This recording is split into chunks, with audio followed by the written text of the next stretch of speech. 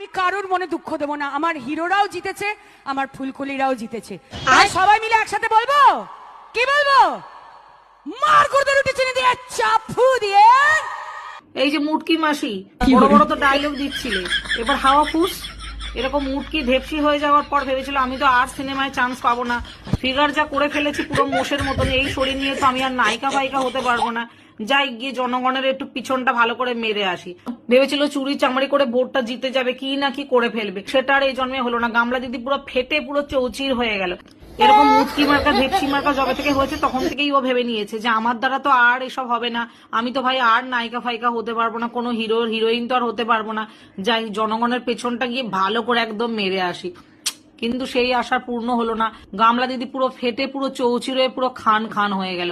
এই জন্মে আর গামলা দিদির শখ আর পূরণ হলো না গো। এবার কি করবে গামলা দিদি? আর সিনেমাও করতে পারবে না, আর রাজনীতির ময়দানে